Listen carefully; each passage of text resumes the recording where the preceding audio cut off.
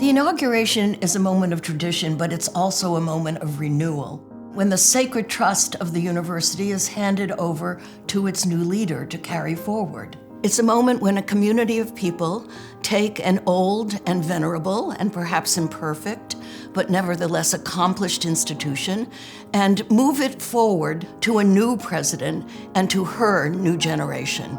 An institution in the age of Yale has many traditions associated with it. And so at this moment, we bring out these traditions, the traditions of the way we march, the way we process, the kind of symbology that we give the new president.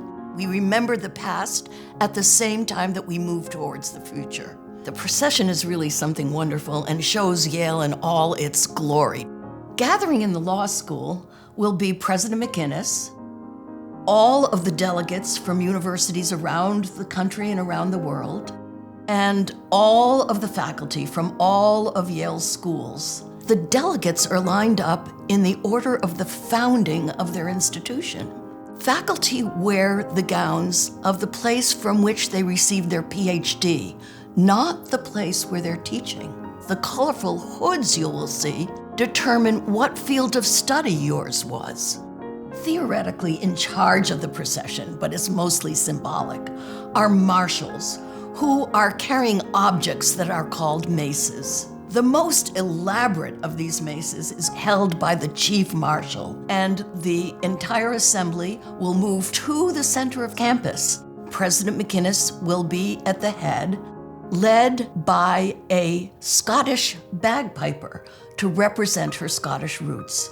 And out of Sterling Memorial Library will come the corporation, the former presidents of the university, and the current provost and officers, and they meet on cross campus as a symbolic way of transferring her from the faculty to the leadership of the institution. You're going to see colors and flags and people marching and music, wonderful things that celebrate the moment of the day.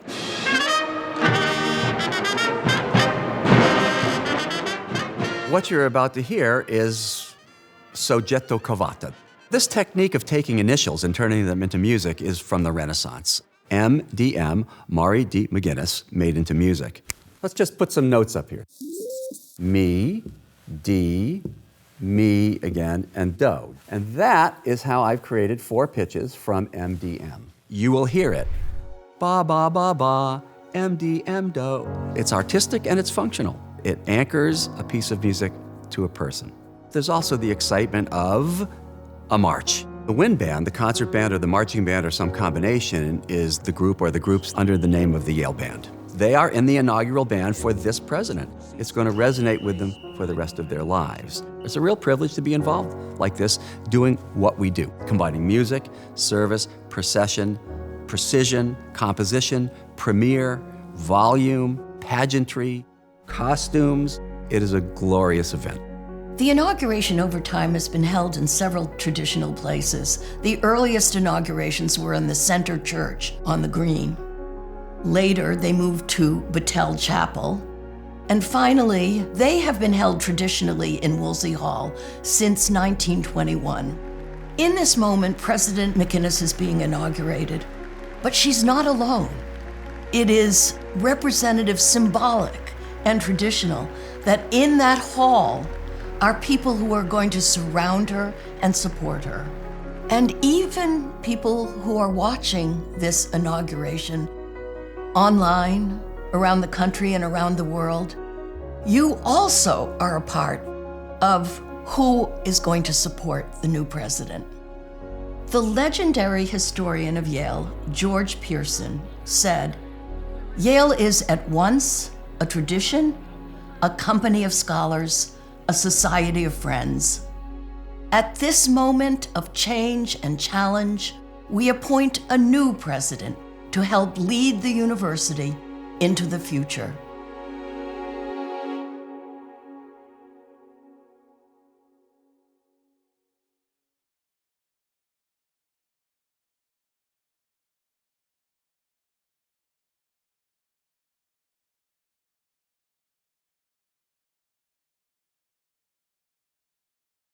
Hello, I'm John Stewart Gordon, and I'm a curator at the Yale University Art Gallery.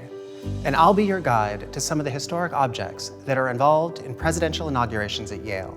They're housed in repositories across campus, and our first stop is here, Sterling Memorial Library. Let's begin with the Yale Charter.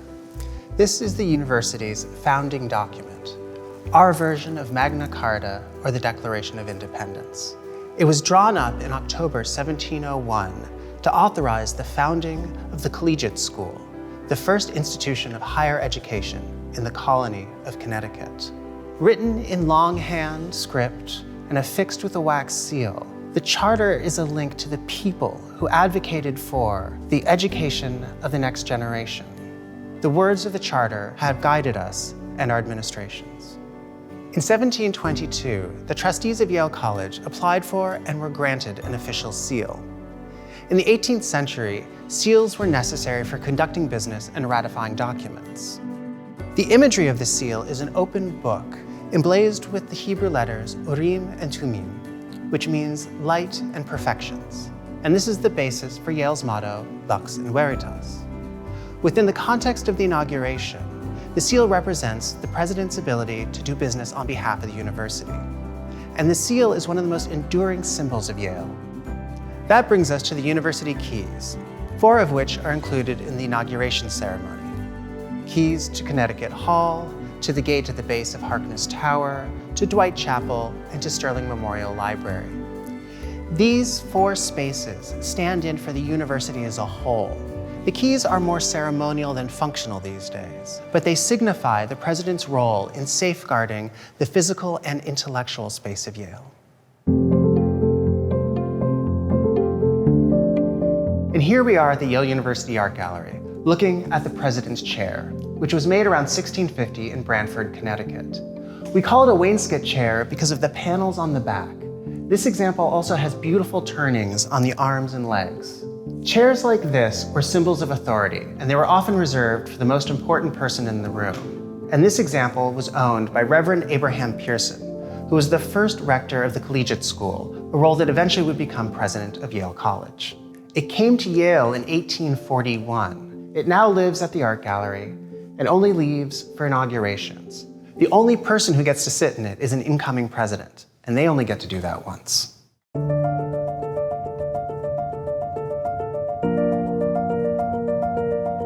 And finally, here we are at the Hume Furniture Study at Yale West Campus, looking at 2 of the best-known pieces of Yale's regalia, the University Mace and the President's Collar. The mace was commissioned by Professor Samuel Sanford in 1903. It weighs 24 pounds, and it's made of sterling silver that's been gilded and accented with lapis lazuli. It was made by Tiffany & Company in New York City, and it took their craftsmen 742 hours to produce. At the top, you see palms for peace. There are sprigs of laurel for victory. At the bottom, there's an acorn and oak leaves signifying wisdom. There's a band of ivy for constancy. And in the middle, there's an orb of elm leaves for New Haven, the Elm City. At the top are 4 winged figures representing key aspects of the university: the arts, science, law, and theology. On the shaft is engraved the name of each president of Yale University. And of course, the most recent addition is President Mari McGuinness. Our last item is the President's Collar. Professor Sanford also commissioned a collar for the president.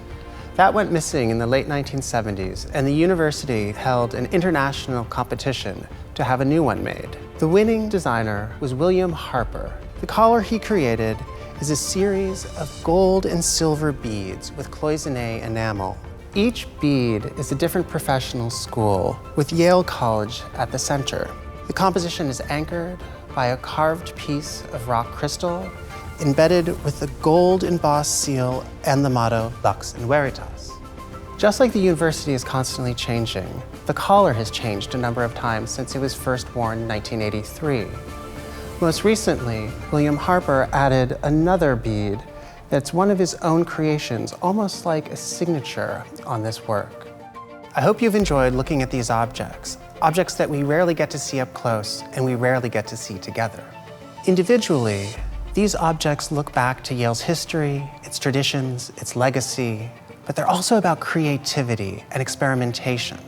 And as a whole, the objects that are part of the inauguration speak to Yale's honoring of the past and looking towards the future.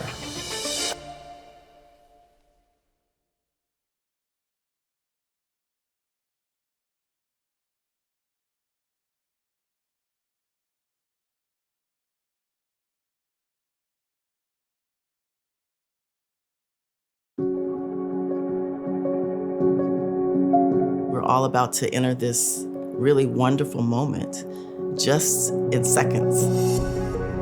It's almost like a visceral shift from what went before to what's about to happen. And so I'm inviting you to just be in this moment, to be really present. That's what an installation does. It marks the moment of shift and change, a point of reflection, a point of joy, a point of celebration. People really want to show up to celebrate not only Yale, but also higher education itself. The value of higher education, the value of academics, the value of innovation that comes out of so many of our institutions. When I think about Yale, I think of it as a platform, an aspirational space whose success are rooted on our common and shared values around knowledge. We need to push ourselves into spaces of learning, of innovation, of questioning. And that can only be achieved if we do it in the context of community. New Haven is our home, and one of the aspects that I find really exciting about her presidency, which I think is reflected in this inauguration, is the inclusion of New Haven as a partner, as the community that we belong to. The events in this inauguration, the symposia, the open houses, the volunteer days, have been an opportunity for us to reflect, to live, to celebrate what we stand for. Building on these events are ceremonies that honor the tradition, the history, the institutional aspirations as we welcome our 24th president, Dr. Maury McInnes. We'll have the procession coming in and our new president coming in. And then we'll go to the stage and start this wonderful process of the inauguration ceremony itself. Pay attention to the speeches. I think you'll find resonance in what people are saying about our president, about this moment. I expect there will be an eruption of applause when that collar goes on her. That collar is a representation of all of us here at Yale. When you put it on, the person is now carrying us forward. That's what the shift is from 324 years of history to now, because things have actually changed in that moment. Pause for a second and take hold of what it means to be in an institution like Yale. Our values of preserving, of disseminating through teaching, of producing through research, and of applying through benefiting others knowledge to be more tomorrow than we were yesterday. Just listen to what Maury has to say, because that is our future. Be present, be here, and enjoy the magic that is about to begin.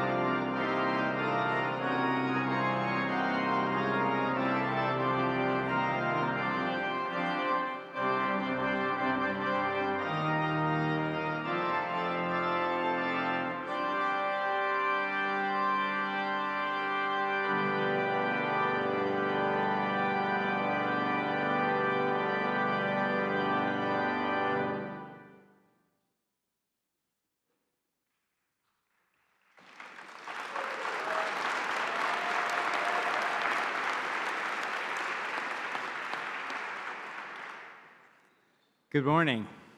My name is Josh Beckenstein, and I'm the Senior Fellow of the Yale Corporation. On behalf of all the fellows, some of whom are seated on the platform with me, I welcome you to the historic occasion of the formal installation of Mari McInnis as the 24th President of Yale University.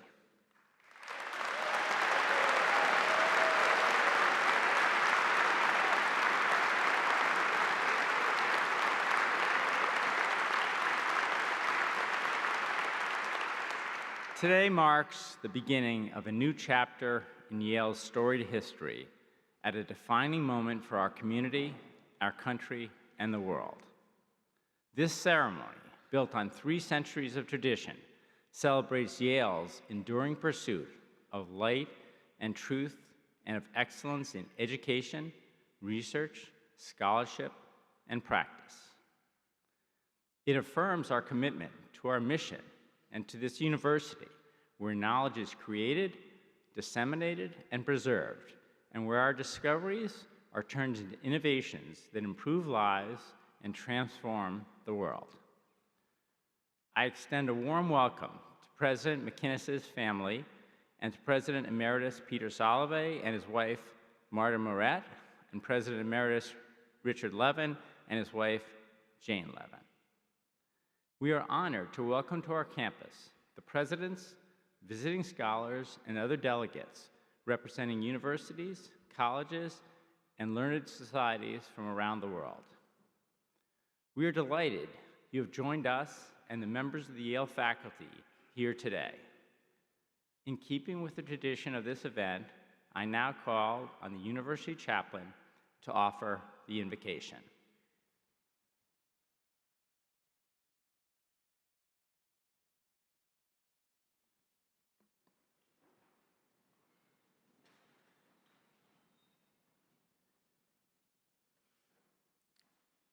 With deep appreciation and gratitude to the Quinnipiac people, the indigenous people on whose land we gather, my dear Yale community, please join me in a moment of prayer or reflection. Loving and sacred Spirit, called on by many names, who fills our world with wonders and our hearts with awe, Spirit of mercy and justice, creator and sustainer of life, be with us today as we gather to offer blessings on our new president, Mari McInnis. May her leadership be a model of steadfast care and commitment to all members of our multifaceted and vibrant community. May she remain grounded and steady, with an eye fixed on Yale's mission and vision. Grant her courage on the most difficult of days. Grant her joy as she helps inspire future generations of scholars and leaders. May she bring a spirit of deep, attentive listening, humility, and thoughtfulness, and let that spirit permeate our university. May she lead with wisdom, compassion, and understanding. We gather today with immense gratitude for her willingness to take on this role and offer thanks to you for the gifts you have bestowed upon her. Bless her and sustain her. And may we as a community continue to support President McInnis. Let us move forward with your blessing in pursuit of truth and light. Help us act with compassion and humility as we say, Amen.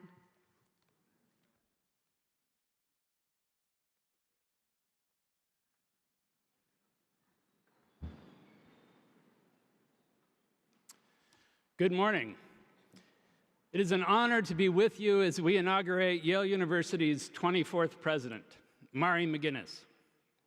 It is my privilege to represent my faculty colleagues and the students, staff, alumni, and friends of our university. I'm equally grateful for the opportunity to celebrate Mari's presidency and the future we will all share under her leadership.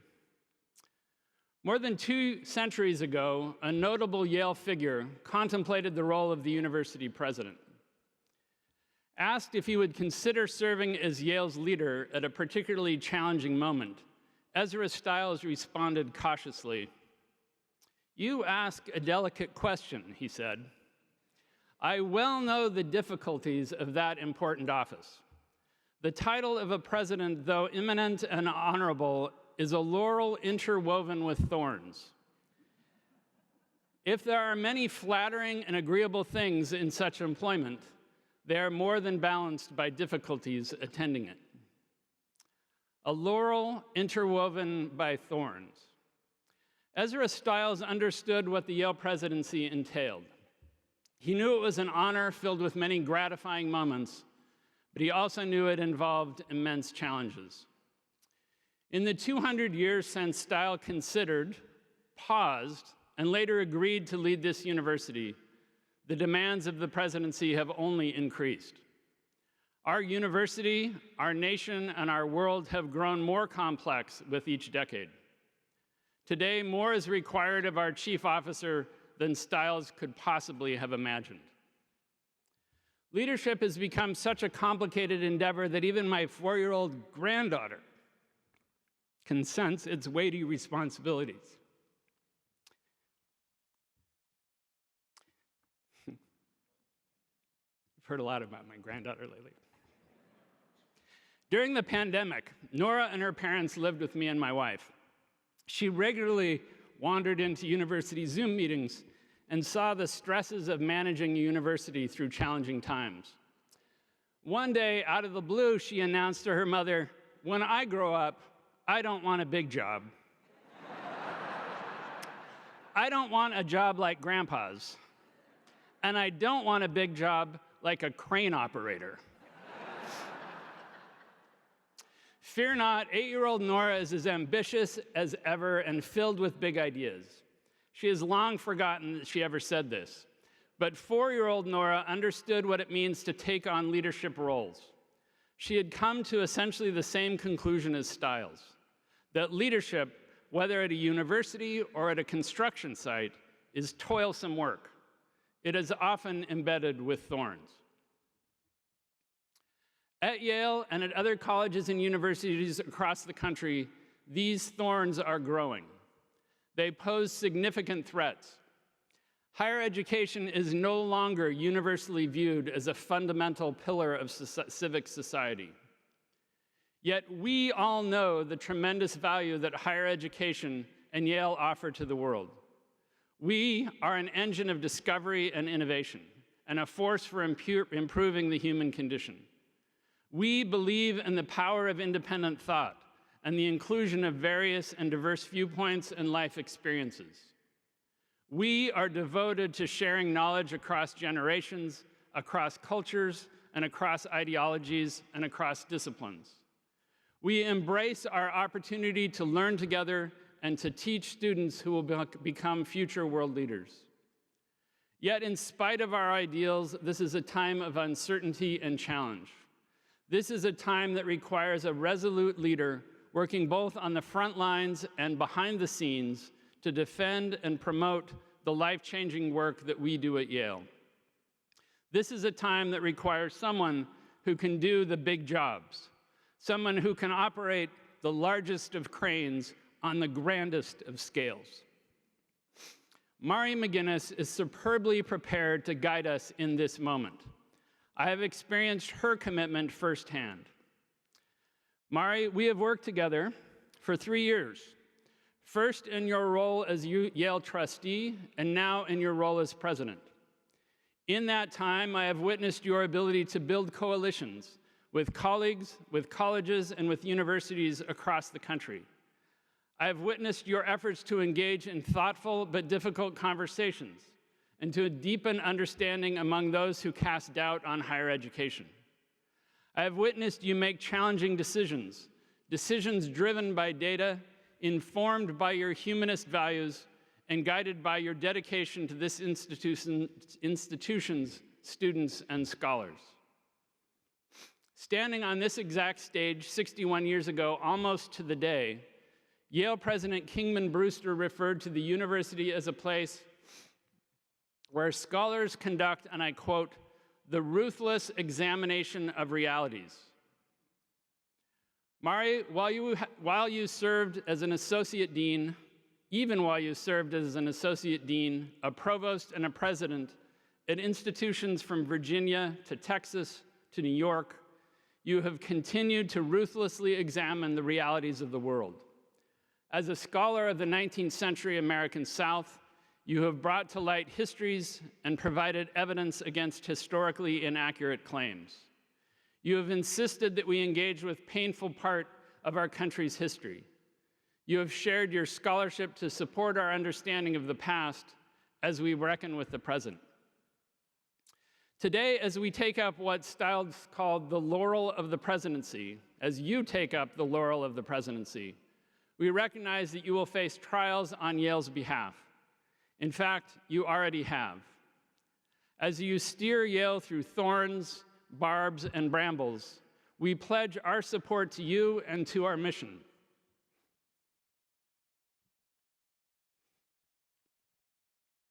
Our community stands with you.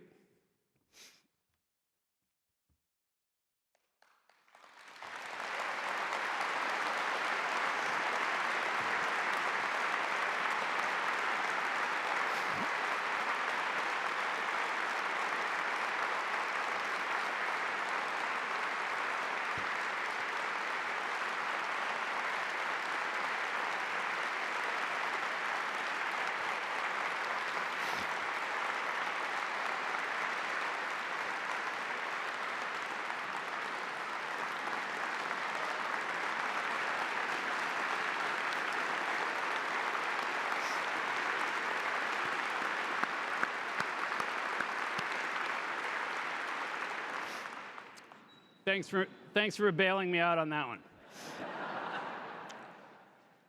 I'll end my remarks today with one final observation.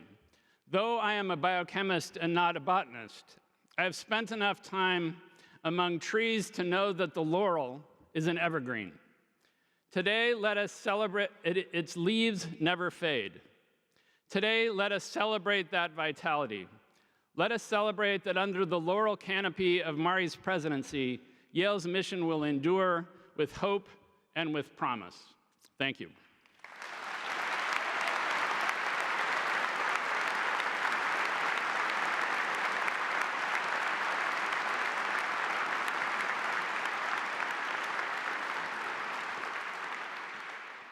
Hi, everyone.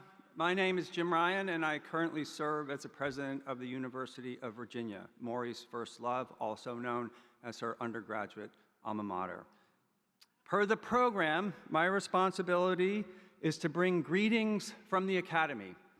So by the power vested in me, good morning. I think this is where you're supposed to respond. Good morning. Good morning. All right, good. So roughly 40 years ago, I sat in the audience in this very hall. I was a first-year, first-generation college student. Bart Giamatti, president of Yale at the time, delivered a speech to the entering class that was both completely forgettable and left an indelible impression. I say this because I can't quite remember exactly what Bart said, but I vividly remember feeling there was a seriousness of purpose to this place, that I would be challenged, and that I would also be inspired. And so it was for the 4 years that followed. I have very much admired the presidents of Yale who have followed Bart, including Maury. But because of the time and place I first heard him, President Giamatti became something of a hero of mine, which is why when I became president at UVA, I looked up some of his speeches, and I came across one he gave at MIT shortly after he stepped down from Yale. And in that speech, and this is to continue a theme, he offered this very memorable observation. Being president of a university, President Giamatti said, is no way for an adult to make a living. I am embarrassed to admit how many times I've thought about that quote during these last 7 years while being both an adult and a president of a university. I agree with President Giamatti's observation, but not for the reason he gave. Being a university president is indeed no way for an adult to make a living, but only because it has to be a labor of love. No amount of prestige, power, money, or minor celebrity status is enough to sustain a good leader. To succeed as a president, I am convinced the president has to love the institution she or he is serving. It's not the only trait a president must have. Wisdom and courage are crucial as well, but love is indispensable. And it has to be the right kind of love. It can't be a crush or infatuation. The love has to be sober. It has to be tough at times, and it has to be courageous. Maury McGinnis loves Yale, and she loves it in the right way. Her love of Yale is sober. Maury and I had mirror opposite academic lives that eventually intersected. She was an undergraduate at UVA and then a graduate student at Yale. I, in turn, was an undergraduate here and a law student at UVA. We both ended up on the faculty at UVA and eventually in leadership positions. I think it's an advantage for a president like Maury to have been a graduate student at the institution she's now serving. Graduate students know and hopefully love their alma maters, but in my experience, they're rarely infatuated with their graduate schools.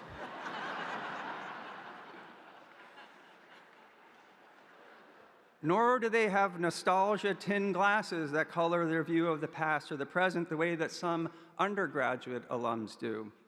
To give you one example close to home, as an undergraduate here, I lived in Silliman College, right across the street, including during, I know, let's give it up for Silliman, including during the strike that closed the dining halls. So I spent a lot of time at Naples Pizza. A few years ago, I visited Yale's campus and discovered, to my completely irrational horror, that Naples Pizza was shut down. I immediately sent a text to my friends from Yale with the measured conclusion that, and I quote, "The Yale we knew is dead." That is not sober love. Sober love is more discerning, to say the least. It's clear-eyed about the past and the present, but is also keenly focused on the future. I know Maury respects and appreciates the storied history of this place and its traditions. She knows that we are all accountable to the past. But I also know she is rightly focused on what this place can and will be. She is focused on how Yale can be the best version of itself. That is sober love. As for tough love, it is important, as you heard, for presidents to be able to say no and to make hard decisions. Maury served as a provost, which is all you need to know, so to speak. A provost's top job is tough love.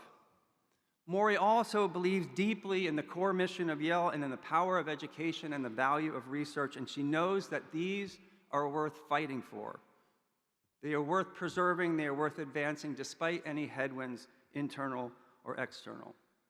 As for the last and most important, courageous love, by this I mean the president must put the interests of her institution above and ahead of her personal interests. This requires, among other things, the courage not simply to disappoint your critics, it requires the courage sometimes to disappoint your friends, all in the service of the goal to do what is best for the institution. It means a willingness to take personal risks in order to advance the interests of the institution, and an absolute refusal to take institutional risks in order to advance the interests of the person. I have seen Maury take courageous steps time and again in her career, including a story I heard last night that she spent an entire semester at sea with 200 undergraduates. That takes courage. She is always focused on the best interests of the institution she's serving, which is more important now than ever given the turmoil in and outside of higher education. All of which is to say that Maury possesses the indispensable trait of a successful president. She loves this place. In fact, I'm quite sure she loves Yale almost as much as she loves UVA, which is saying a lot. I'm kidding about that point. President McGinnis loves Yale, and she loves it in the right way, and I'm confident you will love her back. Thanks for having me.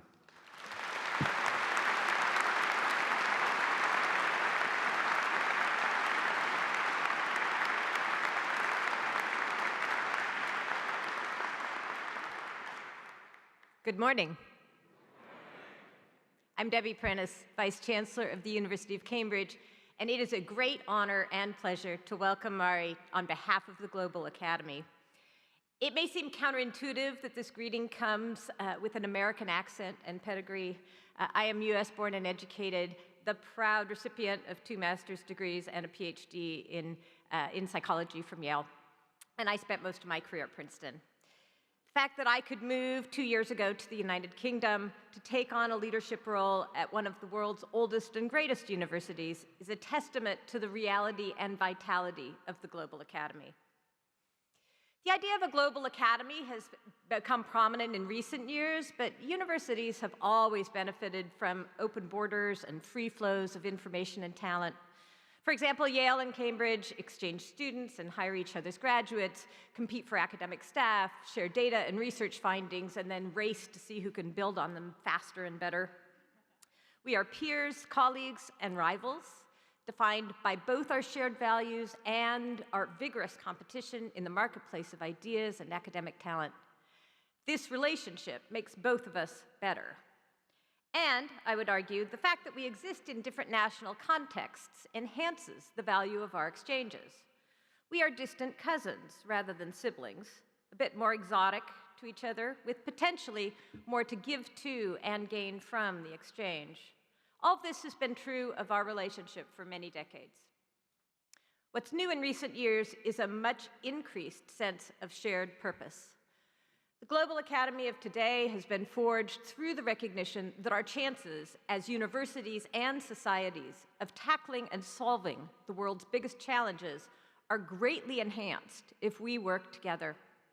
Challenges like the delivery of public health care, cures for chronic disease, the energy transition, climate adaptation, a rise in global conflict, and the migration patterns that it produces. These are just some of the topics that animate researchers around the globe and benefit from their diverse perspectives. Hence, the development of international research partnerships and alliances among universities. I was here at Yale last June for a meeting of the International Alliance of Research Universities, which is a group of 11 research-intensive institutions from 9 countries, including Yale and Cambridge, ETH Zurich, the University of Tokyo, Australian National University, the National University of Singapore, and the University of Cape Town. The leaders of these institutions met here for a couple of days to discuss shared endeavors, which include joint courses, research symposia and workshops, collaboration grants, and much, much more. We also learned about some innovative new approaches Yale is taking to global challenges in the study of the mind and the brain, public health care, and planetary solutions, and we visited the Peabody Museum and Yale University Art Gallery, of course. The meeting was inspiring, gave us ideas to take back to our universities, and reinforced our sense of shared purpose. It also gave us an opportunity to talk about our common challenges, and here I want to highlight just one challenge that's sewn into the political economy of global research universities. We think globally, but we live locally. The benefits of what we do are dispersed, but the costs are concentrated. We rely on our nations and our communities for support in carrying out our global mission. There's a tension here to which we must be sensitive. At Cambridge, and I know here at Yale, we are constantly looking for ways to show our community and our nation that our work makes their lives better, that it's valuable to have a global research university in their midst. Being at once a global university, a national university, and a regional university is a tall order. It requires effort, vigilance, and especially strong leadership, which is why Yale is so wise and fortunate in its choice of president. Welcome, Mari. You are a brilliant addition to the community of global university leaders, and I look forward to working with you in the years to come.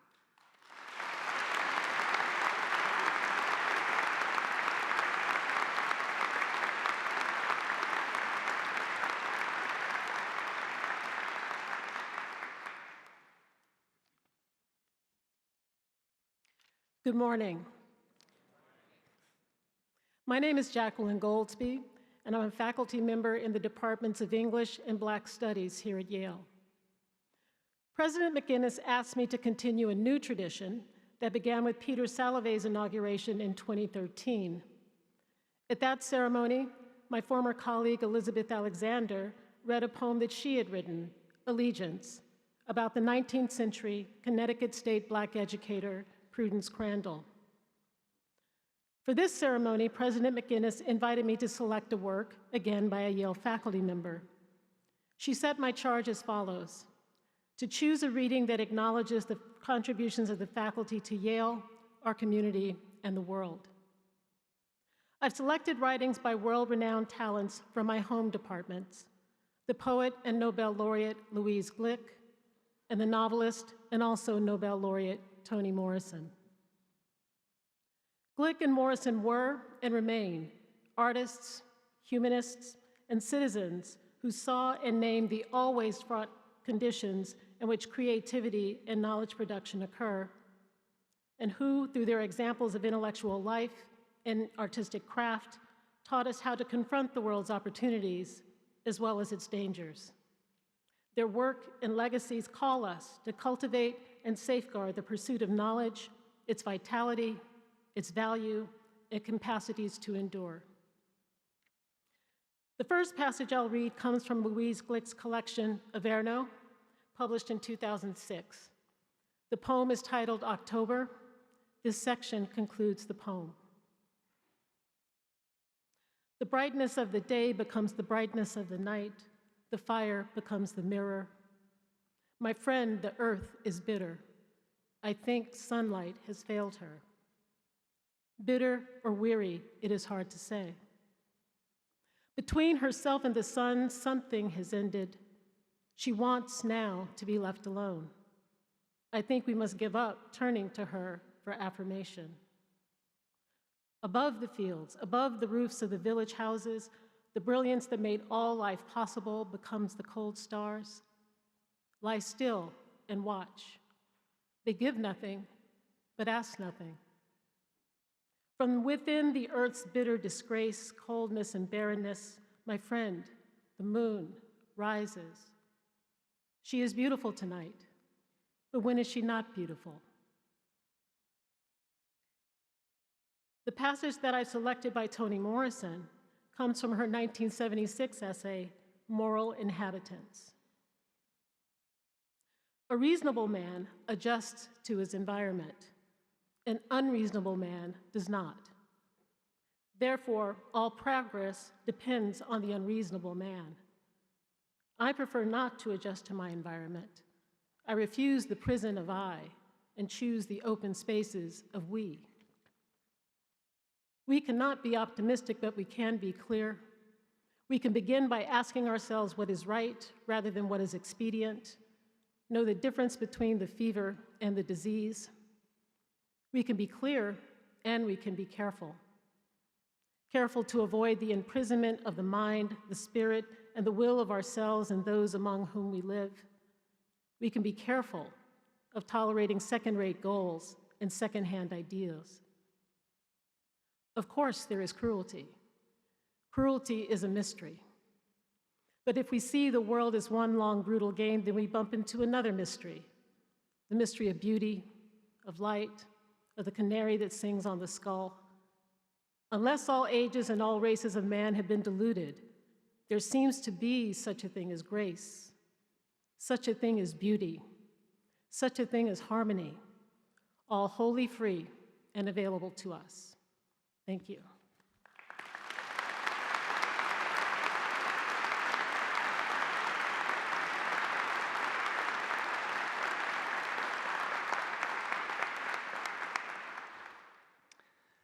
Madam President, as Senior Fellow and on behalf of the Fellows of the Yale Corporation, I entrust to your care the Charter, the Seal, and Keys of Yale University as symbols of your authority. In certain knowledge, you will lead us well with wisdom, experience, and inspiration for which you were chosen. The seal is an engraved disc bearing the familiar device first authorized in 1722.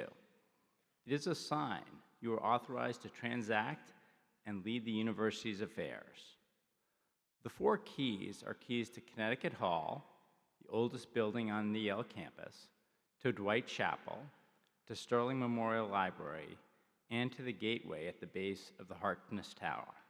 They signify the trust we have in you to safeguard and protect our campus. The charter was passed by the Governor in Council and representatives of His Majesty's Colony of Connecticut in General Court, assembled on October 9th, 1701, the document that created what has become this great university. President McInnes, as directed in 1701, you join with generations of Yale leaders charged to erect, form, direct, order, establish, improve, and at all times, in all suitable ways for the future, to encourage the said school in convenient place or places. And now we place the presidential collar on your shoulders as a sign of the authority and responsibility we are placing on you.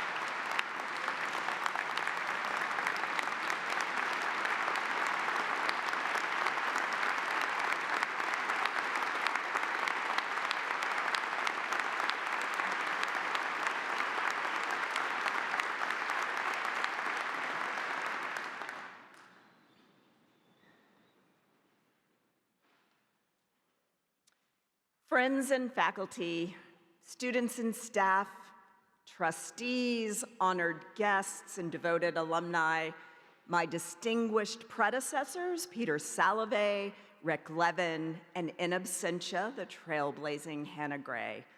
It is the thrill of a lifetime to stand before you today, and I am grateful for the trust you have bestowed upon me. Outside of raising two wonderful children, alongside my husband, Dean, the opportunity to help shape the future of universities has been the most gratifying experience of my life. Leading any university is a rare gift. Leading Yale is an honor without parallel. 23 leaders before me have been given this privilege. They have served in times of peace and peril, solidarity and strife.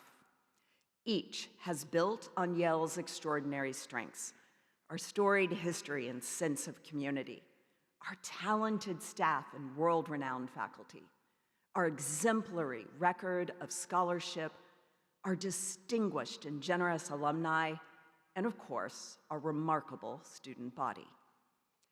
Each has faced challenges, some of which may even sound familiar. One former Yale president, in his own inaugural address, spoke at length about what he termed the breeze of public criticism, blowing freshly through the halls of ancient learning. And mind you, this was President Noah Porter in 1871. Today, it is fair to say that breeze feels like a gale force wind. Universities are grappling with an unprecedented swirl of criticism and calls for change. Trust in institutions is waning. And for many Americans, the shine of higher education has grown dim. It's true that each of my predecessors would recognize some of these currents.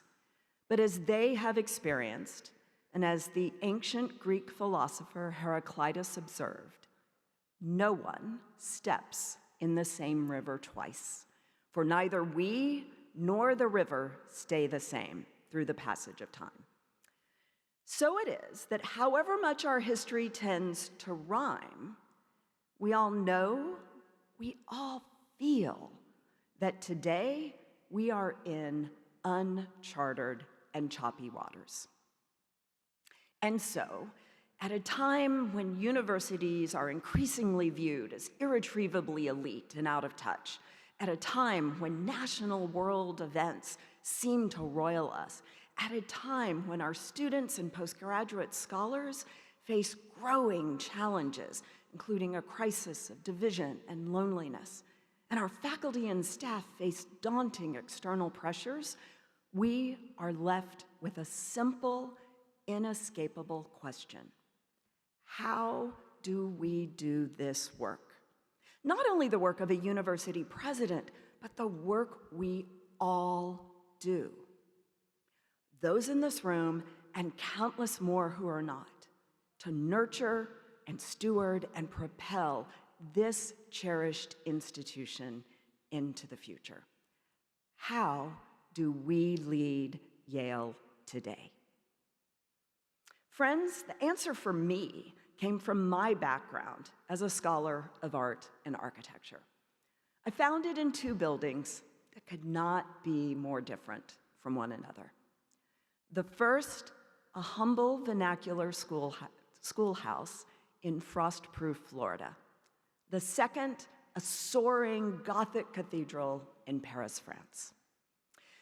When Claudia and Christopher Hobbs settled down in Central Florida, Frostproof was only one generation removed from being an uninhabited swampland, a place that only alligators, snakes, panthers, and wild hogs called home. The wood frame schoolhouse they opened in 1905 was the town's first public building, timbered among the modest houses local citrus growers had begun to construct. A humble addition, but one that transformed the village from a wilderness that cultivated briars and fruit to a community that cultivated minds. Inside that little schoolhouse, Christopher and Claudia, my great-grandparents, delivered humanity's defining gift, the most enduring of all, the gift of education. That gift is the same one that teachers bestow in every hometown in America, the same one my grandfather gave as a high school math teacher in Florida, the same one my parents, who are with us today, Malcolm and Jackie, gave as professors in Tennessee. That gift is not a birthright belonging to the affluent or influential few. It is not a delicacy doled out merely in grand and Gothic halls. It belongs in equal measure to the children of the swamplands, the children of the heartland, the children of all those places where the ivy doesn't grow. It belongs to all the children turned away from the schoolhouse door, to those who wonder and dream of futures reaching far beyond the places they have known. I count myself among the vast majority of Americans who never imagined they would find themselves at Yale, not as a student, let alone as president. Growing up in Knoxville, Tennessee, and born before Yale accepted women as undergraduates, I never considered that Yale might be a place for someone like me. But I arrived here, nonetheless, 35 years ago, to pursue my PhD. I found a second home in New Haven, though I didn't spend much time in my small apartment on Chapel Street. Like so many students at Yale, I was busy, teaching classes at the art gallery, working out at Payne Whitney Gym every morning, arguing with friends over which pizza place was really the best, spending late nights at Sterling's or Toad's. And here, in this schoolhouse, I found the gift of education that has fueled and graced my life. Sometimes I think back to those very first moments when I arrived at Yale, when I felt like I didn't belong.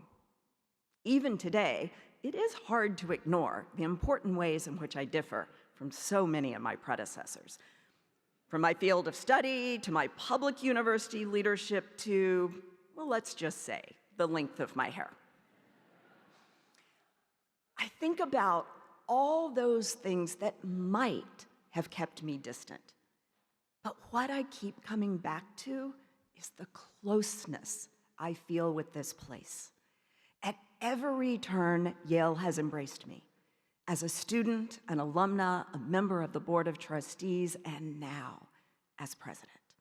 At every turn, Yale has taught me the same lesson my great-grandparents knew, the same thing those children in Frostproof knew, the same thing I hope that every Yale student and every potential Yale student comes to know and comes to feel.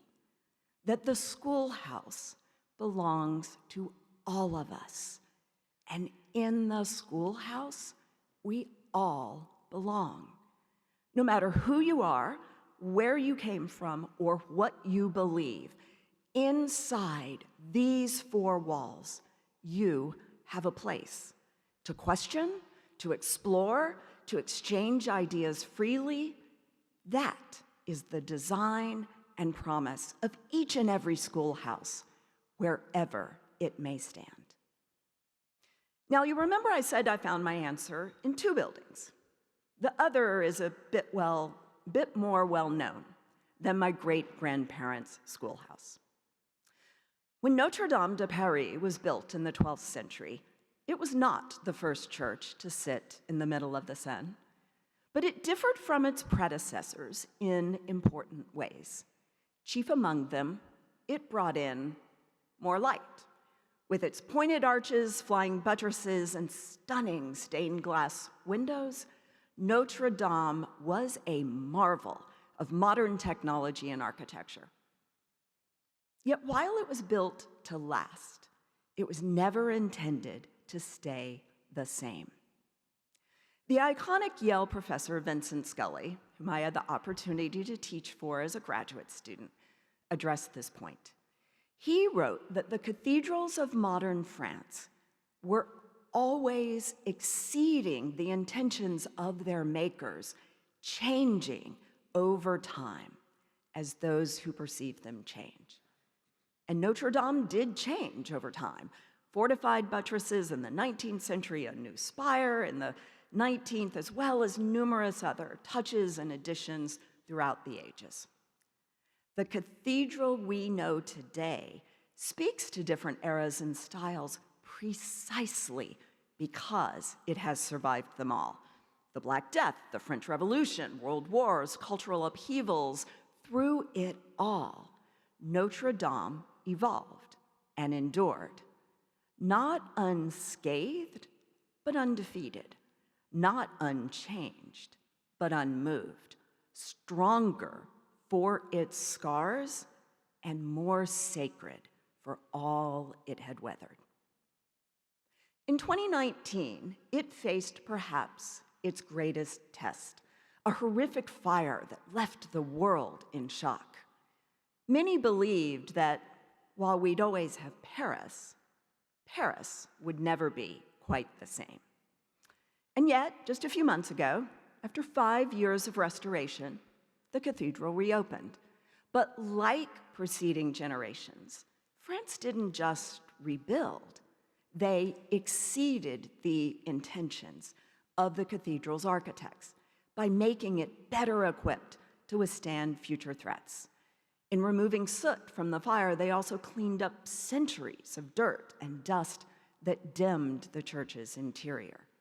They brightened the cathedral and let a little more light shine in, a little lux to help illuminate the Veritas within and reveal its beauty even more clearly than before.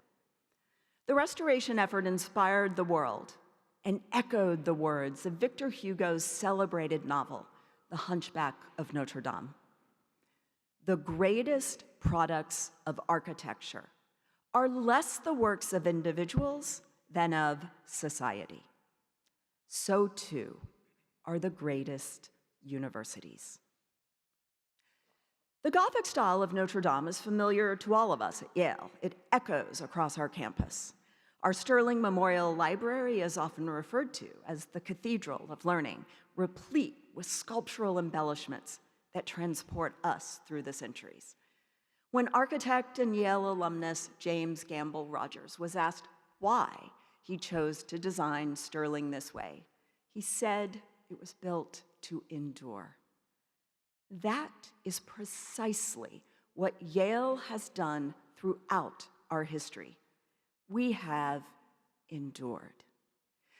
Together with our home city of New Haven, we have weathered the storms of every moment, the breeze of public criticism, and the winds of change. We have learned to acknowledge the weak points in our foundation and have become stronger for that knowledge. We have permitted ourselves to let more light shine in, to be fortified by new ideas and new people. We have, with each generation, picked up the chisel and left our own mark on the university we love. And by so doing, we have served as a model for the country and the world. The first university in the nation to teach science, the first to build an art museum and a school of fine arts, the first to print a daily student newspaper, the first to award PhDs, the first to play baseball, to say nothing of inventing football. And yes, we are still holding off Alabama for the most national championships in football.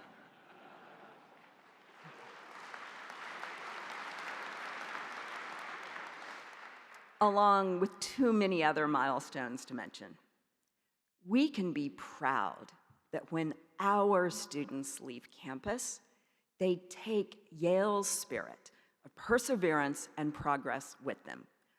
Artists and actors who light up the world with their talent, journalists who pursue the truth and hold power to account, scientists and engineers who shape our understanding of the world around us, entrepreneurs who change the landscape of our economy with a single idea, educators who share the gift of knowledge with communities around the globe. This is where they learned to listen, where their curiosities grew and their imagination blossomed. And the world has taken notice. Yaleys are routinely showered with awards and recognition.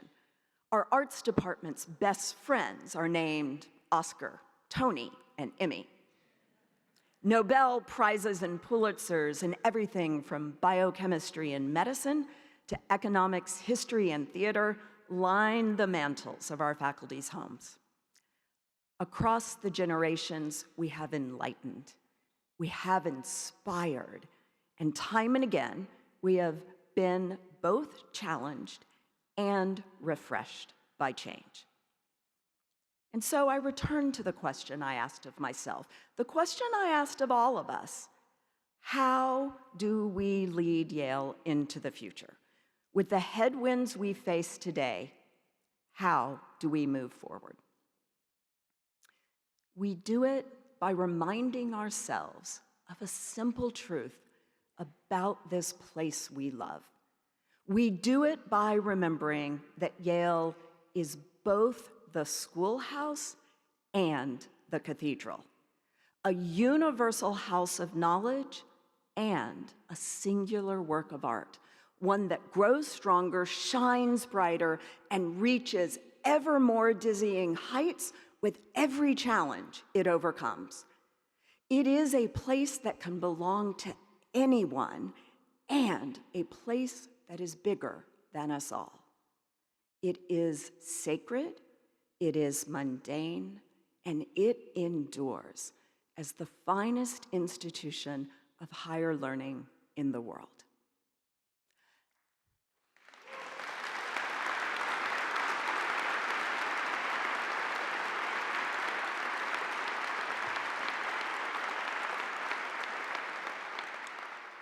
Our campus stands as testimony to the truth that higher education is not the work of individuals, but of society.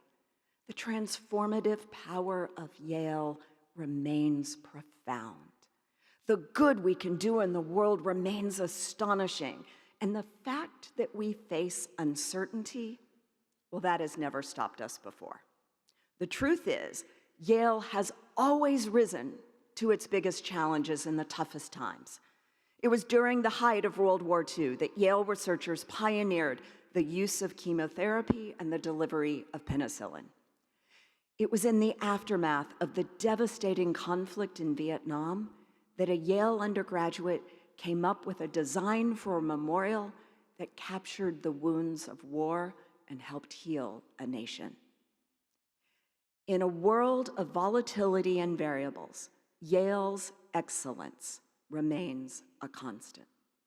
Whatever hazards come to mark the path, be it crashing markets or spreading pandemics, we keep striving. We keep reading and writing and learning. We keep researching, discovering, and preserving. We keep inventing and innovating.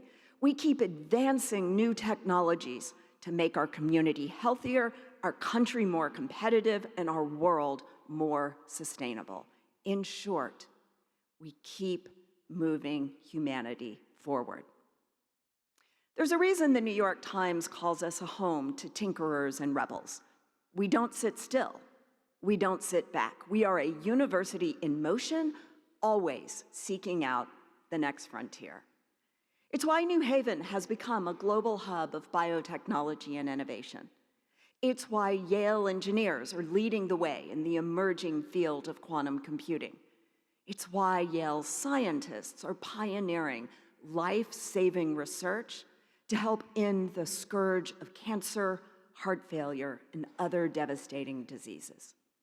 Each time our metal is tested, Yale answers the call, not by yielding to the winds of change, but by leading change ourselves. Not by cloistering ourselves in our cathedral, but by engaging with the world as it is. Not by straying from our mission, but by strengthening it to meet every moment we face. This work isn't easy. Change rarely is. After all, it takes strong hands to cut through stone and strong minds to shape it into something worthwhile. But sometimes change is essential. And I believe that in this moment, Yale will once again rise to improve ourselves, our community, and our world. That work begins today. And it is the responsibility and the privilege of each of us to pick up the chisel once more. Let us once again lead change instead of letting change happen. Let us recommit to our work, excellence in teaching and research, the open exchange of ideas, the discovery, dissemination, and preservation of knowledge. As we marvel at this institution and this glorious campus we get to call home, we must ask ourselves, how can we make it even better? How can we strengthen the foundation? What cracks can we fill? And most importantly, what can we build next? How can we emerge from this age of challenge and upheaval to create something even more beautiful and enduring? How can we let in a little more light? At the heart of our effort is the commitment to free expression, first codified 50 years ago in the landmark Woodward Report. Today, we must hold fast to that promise, ensuring that Yale is not an ivory echo chamber, but a place where curiosity is fostered and where people and ideas alike are free to flourish. I am here, we are all here, because the work must continue, because the mission of the schoolhouse goes on forever, and because no great cathedral is ever truly finished. And look, I know that some of the challenges confronting us feel daunting, but we do have control over what we build today, and that in turn allows us to shape the future we wish to see. Today and in the years ahead, I will work with you to shape Yale's future. That's why I've already engaged thousands in the Yale community in conversations about what that future should look like. Enhancing and expanding educational opportunities for our students, maintaining Yale's status as a destination university for the world's foremost scholars and teachers, building and strengthening our international partnerships, setting and meeting ever higher expectations in our pursuit of academic excellence, and increasing the collaboration and impact of our faculty's research and scholarship. The contributions we make will enrich and extend even more lives in our community, our country, and all over the world. The scholarship we produce will push the boundaries of human understanding and progress. With an open mind and a compassionate heart, we will listen to each other and welcome diverse viewpoints, including those that might not be popular. We will ask questions and exchange ideas. We will summon the humility to recognize where we've fallen short and find new ways to learn and grow and do better. Together, we will help rebuild trust in higher education and champion its transformative role in society. Hand in hand with the City of New Haven, we will create a vibrant, thriving community where our mission, our purpose is renewed with each new member we welcome, each discovery made and idea exchanged, each new graduate who carries Lux et Veritas into the world. I look forward to the work ahead because I love Yale, both for its simplicities and its complexities, the common gift of knowledge that belongs to all of us, and the uncommon possibilities that are made possible on this hallowed ground. Most of all, I believe that Yale's future is even brighter than our past, because woven in the briar before us, I see extraordinary opportunities that fill me with optimism and hope to cultivate minds, to endure and to thrive, to build something beautiful together. Thank you for the honor of building that future alongside you.